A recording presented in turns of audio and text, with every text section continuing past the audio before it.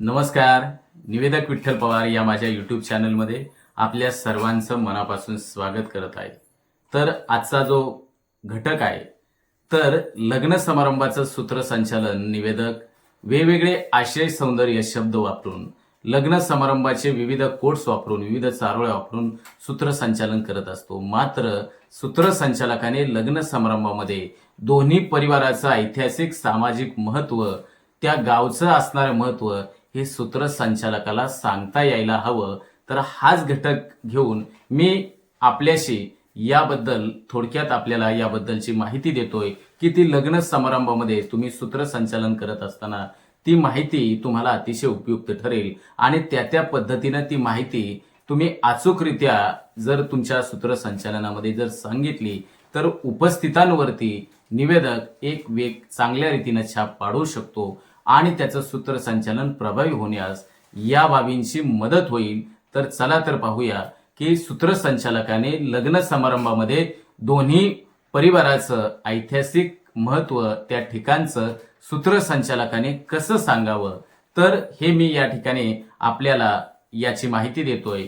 तर मागच्या काही दिवसापूर्वी मी भोर तालुक्यातील नाटंबी गावचे खोपडे परिवार आणि पुरंदर तालुक्यातील खळद गावचे कामथे परिवार या विवाह समारंभाला मी सूत्रसंचालन करण्यासाठी भोरेश्वर मंगल कार्यालय भोर या ठिकाणी उपस्थित होतो. तर त्या ठिकाणी मी सूत्रसंचालन करत असताना कार्यक्रमाच्या सरतेशेवटी वधूवरांचं बोहल्यावरती आगमन होण्यापूर्वी मी त्या ठिकाणी वधूवरांचं जे असणारं त्या गावचं ऐतिहासिक महत्त्व सांगितलं आणि ते ऐतिहासिक महत्त्व सांगितल्यामुळं निवेदक म्हणून वेगळी अशी ओळख जनमानसामध्ये रुजली आणि अनेक जे नवीन जे श्रोते होते त्यांनी आवर्जून मला विचारलं.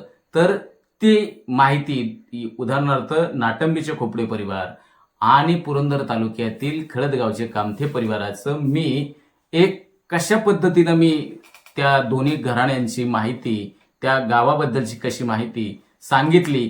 तर मी या ठिकाणी आपल्याला सांगतो की मी त्या ठिकाणी असं सांगितलं, मी हे सर्व जी माहिती आहे तर ही माहिती एक तोंडपाठ करून एक सहज पद्धतीने सांगण्याचा प्रयत्न केला, परंतु आपल्या समोर या ठिकाणी सादर करत असताना मी आपल्याला या ठिकाणी सांगतो की ती माहिती सांगत असताना अशा रीतीनं मी दोन्ही परिवाराबद्दल मी बोललो की 600 वर्षांची इस्लामी राजवट दख्खनच्या पठाऱ्यावर मराठ्यांनी बादशाहसह गाडली. त्या स्वराज्याची शपथ शंभू महादेवांच्या साक्षीनं श्री क्षेत्र रायरेश्वर येथे शिवरायांनी याच रोहिड मावळाच्या मावळ्यांसवे घेतली. अशा किल्ले रोहिडा, रायरेश्वर, केंजळगड, घेवडेश्वर यांच्या मोत्याच्या चौकटीत वसलेलं नाटंबी हे गाव आणि या नाटंबी गावातील आदर्श सामाजिक सांस्कृतिक क्षेत्रात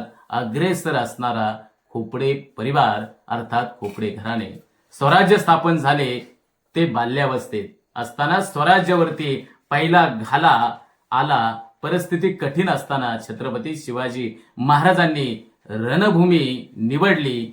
पुरंदरच्या पायथ्याला खळद बेलसर या ठिकाणी आणि याच खळद गावचे असणारं कामथे परिवार अर्थात कामथे घराणे आणि हा रणसंग्राम छत्रपती शिवाजी महाराजांनी त्या ठिकाणी जिंकला. रोहिड मावळातील जेधे खोपडे अशा सर्वांनी येथे पराक्रमाची त्या ठिकाणी शर्त केली. इथेच खळद व नाटंबे यांचा पहिला संबंध आला आणि हे दोन्ही परिवार, ही दोन्ही गावे आज विवाहाच्या बंधनामध्ये बांधली जात आहेत. असं ऐतिहासिक असणारी घराणी आणि ऐतिहासिक पार्श्वभूमी लाभलेला या घराण्यांचा वारसा जपत एक समाजामध्ये उत्तरदायित्वाची भूमिका निभावणारे हे दोन्ही परिवार आजच्या या विवाह समारंभाच्या निमित्ताने एकत्र येत आहेत. आपल्या मंगल अक्षरांच्या रूपामध्ये त्यांना आपण आशीर्वाद देण्यासाठी आलेलो आहोत.